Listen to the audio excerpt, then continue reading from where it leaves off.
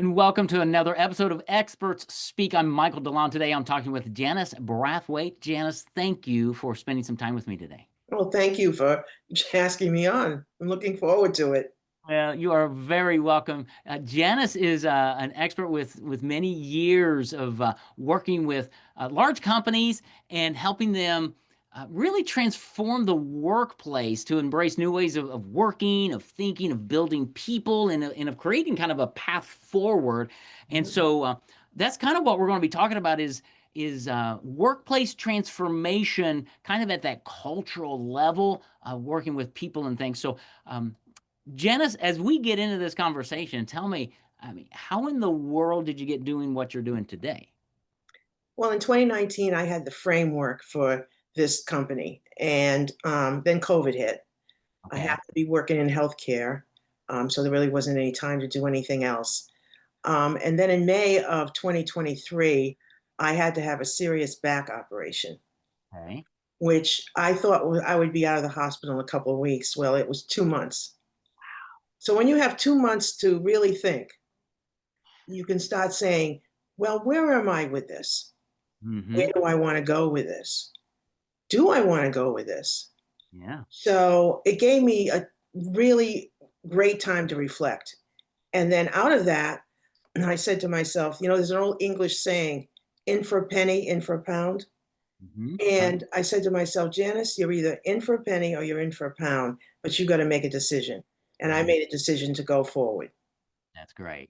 Well done. Congratulations. Because so many people get stuck right there. They get scared. Their knees knock and they're like, oh, I don't know what to do. And they want to have every little thing in place before they take that step. And well, as you know, that doesn't Yeah. always happen, right?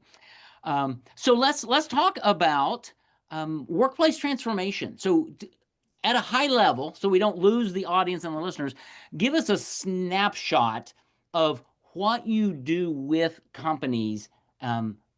What's the transformation you're bringing to bear as somebody comes to work with you? Let's start there, then we'll dive deep. Okay.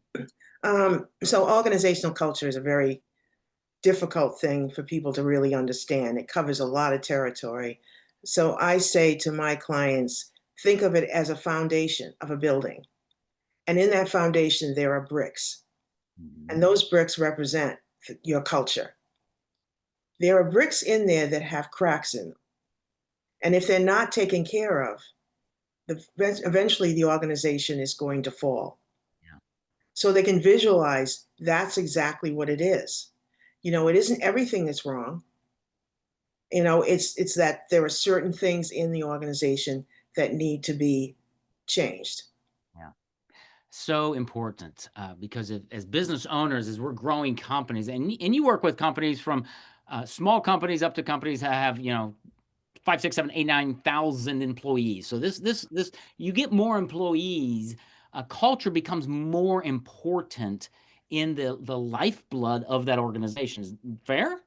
Absolutely. You're absolutely right. Yeah. Um, because it becomes more difficult to touch each person, and you've got to really be very cognizant of how you're doing that and what the processes are to make sure that everybody's kind of in the loop and feels like they're in the loop.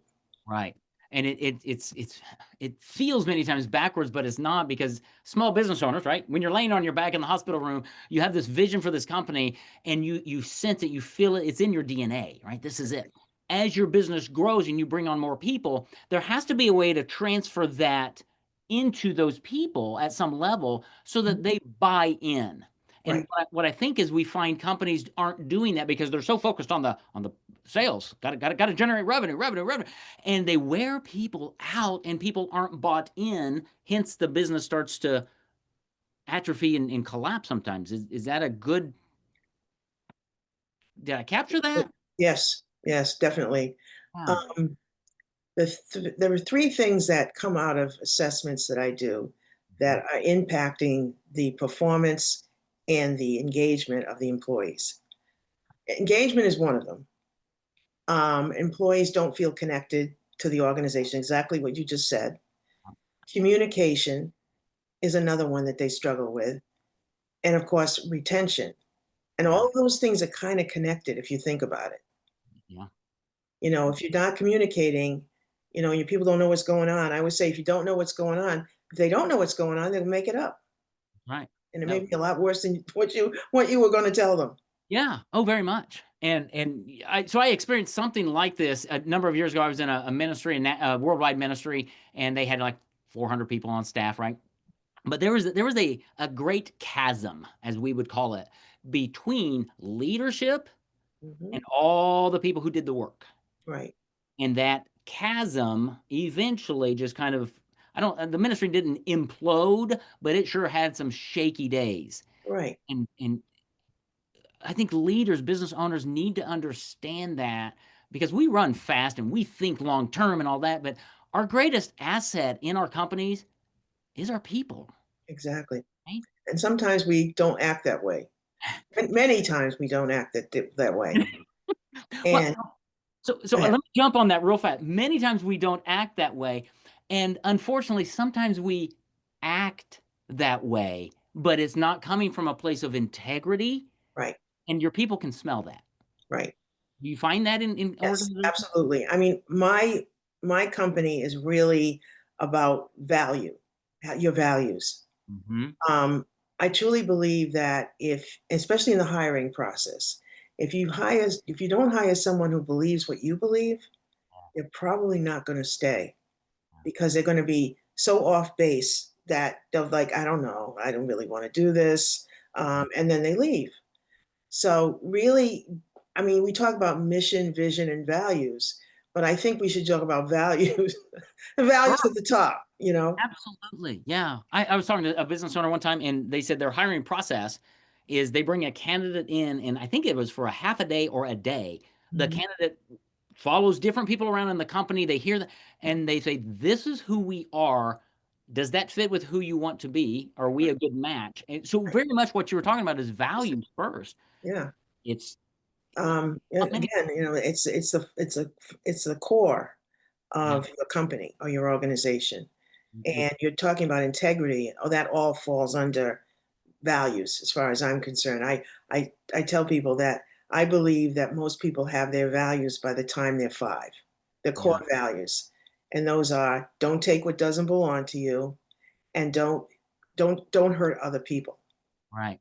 And we can decide as we go become adults whether we want to add to those, but it's totally up to us. You cannot teach someone a value.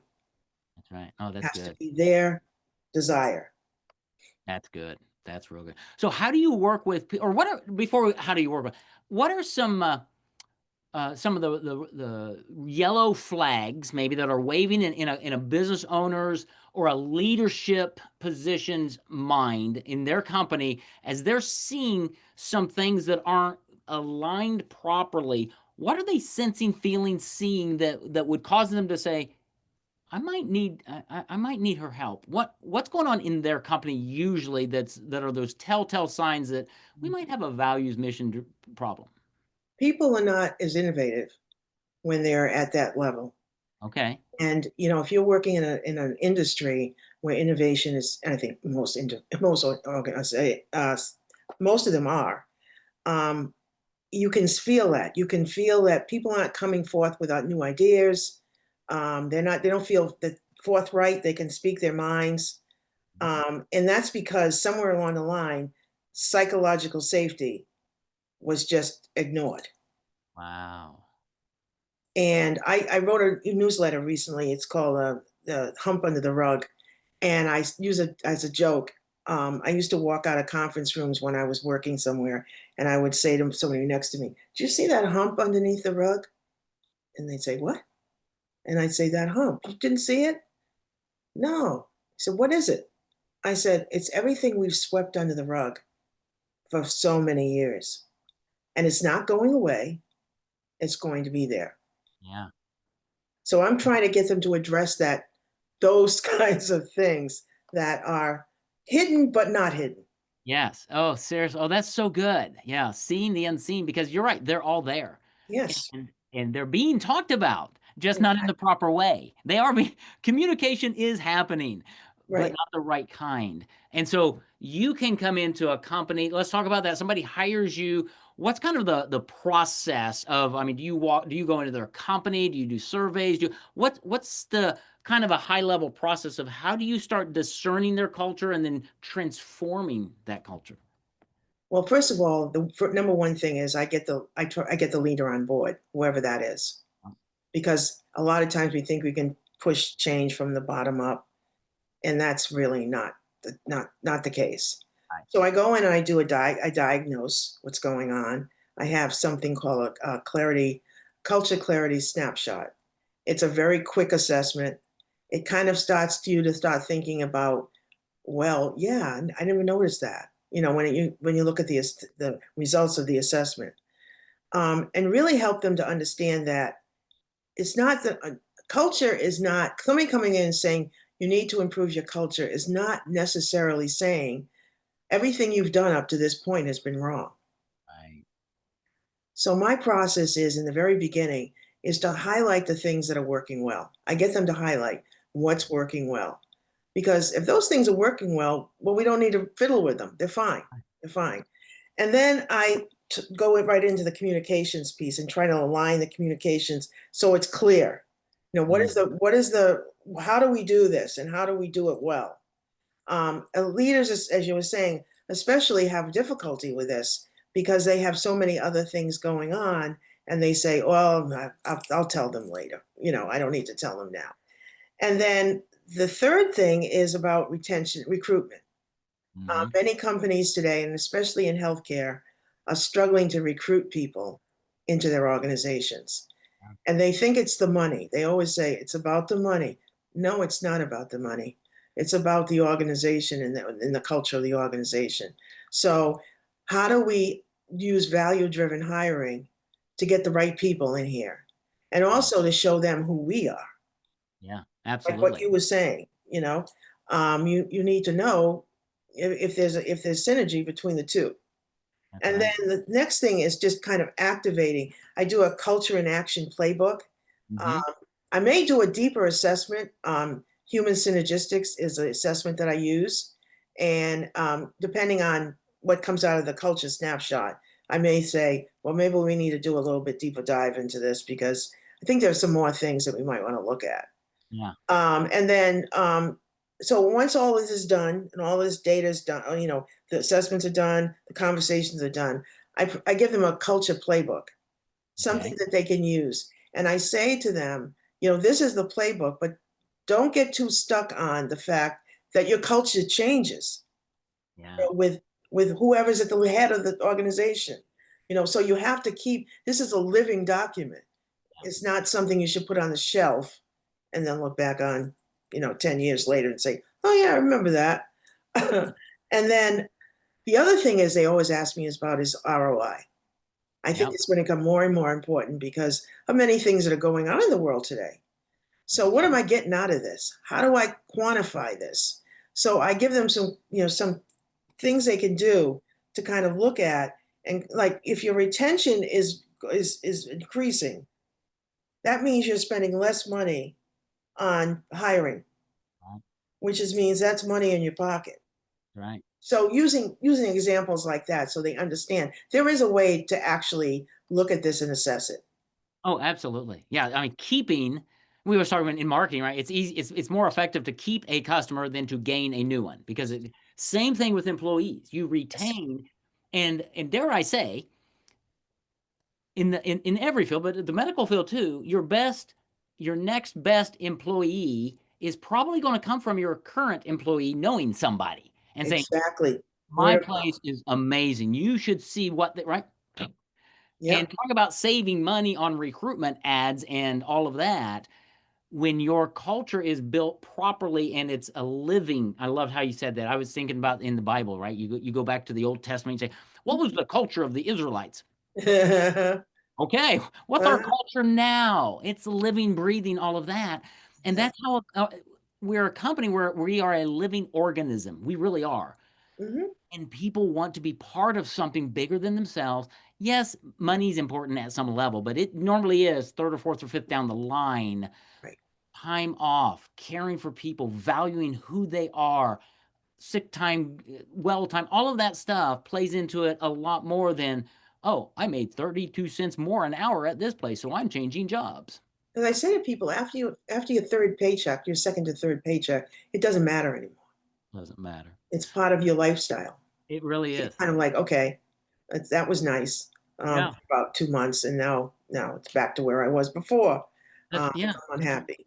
And if the culture's terrible, guess what? They're already looking for a new job. Exactly. Yeah, And and word of mouth, like you said, word of mouth is so powerful.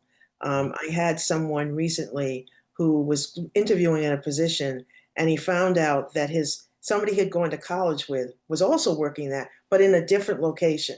Mhm. So he reached out to that person and he said, tell me about the your organization. What's it like and what are the people like? And the person gave such a glowing response. And he was like, yeah, I think he was on the fence about whether he really wanted to work there. But once he heard that, he was like, yeah, I really want to do this. I really want to work there. Yep. Culture. It wasn't Yeah. money. It's Yeah. culture. And that's an ROI because now you've got a better employee who's bought in, who's going to work better, more effectively, who's going to generate more revenue or Yeah. ROI, whatever that looks like. Yeah. And let's go to the medical thing. That kind of a person is infectious in a Yes. good sort of way, right? But if you don't Can I have a just talk about infection for a minute? Because absolutely, when I worked for Xerox, they told us continually that we were the best employees in the world, that really, we wouldn't be working for this company if we were not the best. And you know wow. what happened? That's how we acted. Yeah, I'm up. Yeah, that's amazing, and that's really good. No wonder they built Xerox to be a worldwide, dominant force. And the beauty of that is every company can do just that. Exactly. When was the last time you affirmed one of your team members Hmm. specifically? Right. Right?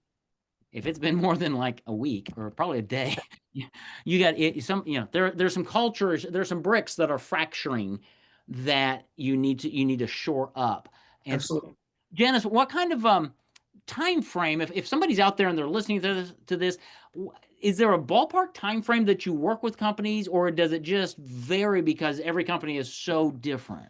It varies, and it varies by what the issues are.